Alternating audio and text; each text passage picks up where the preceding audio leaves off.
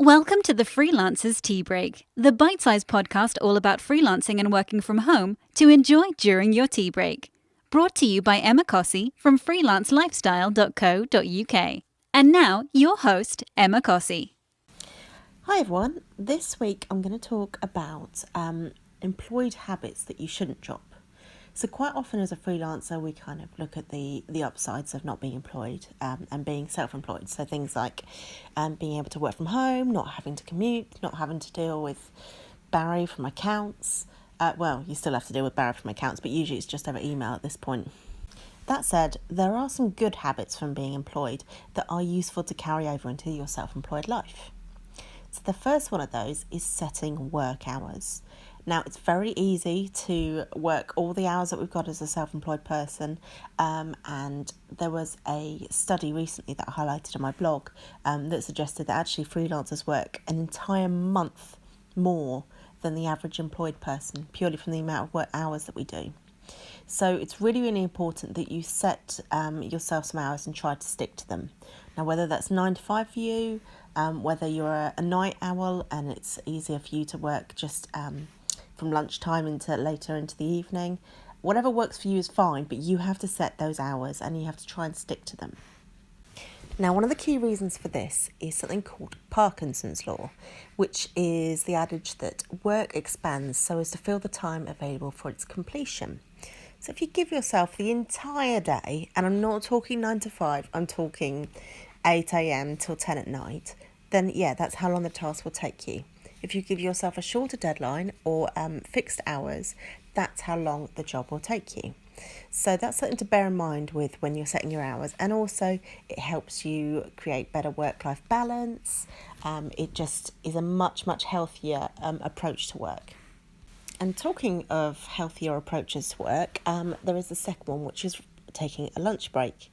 Now, I know this doesn't always happen. I know when I've worked for agencies in London in particular, it's almost like there's this quiet secret competition to see who can look the busiest or work the hardest and be working from their desks and never leave their desks, which is incredibly unhealthy. But freelancers do that as well, not in competition, but quite often we'll have our lunch in front of our desk, or we won't take a break, or we'll just grab something, and sometimes that's not always the healthiest.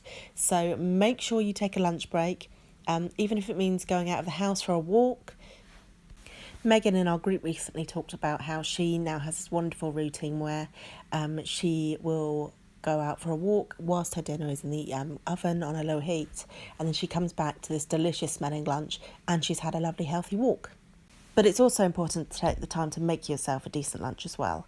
And if you're looking for ideas, the best place to look for that is a blog called The Freelancer's Cookbook, and I will leave the link for that in the show notes. But there's loads of really easy ideas in there that are quick, easy and very tasty and healthy too.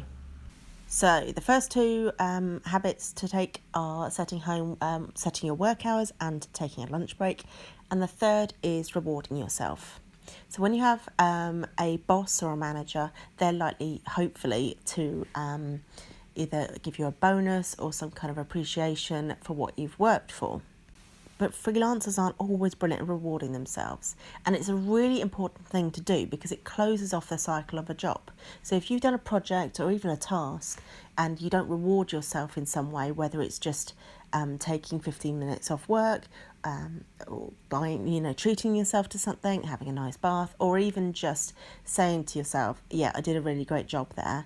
It's really, really important that if you don't do that, you will carry on going on to the next few tasks without that sense of completion, which can be unsatisfying and make everything feel like it's not quite finished. So be a good boss to yourself and reward yourself.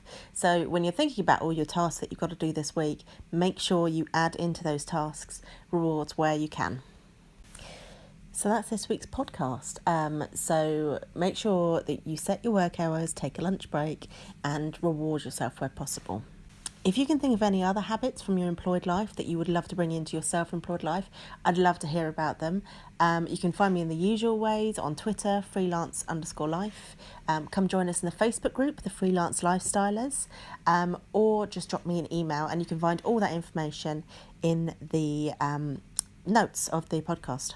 I'd also really, really appreciate any reviews that you can offer on iTunes. We're also on Spotify, and you can find the podcast on YouTube now. Again, all of those will be in the notes, so you can have a look for them there. And I'll speak to you next week.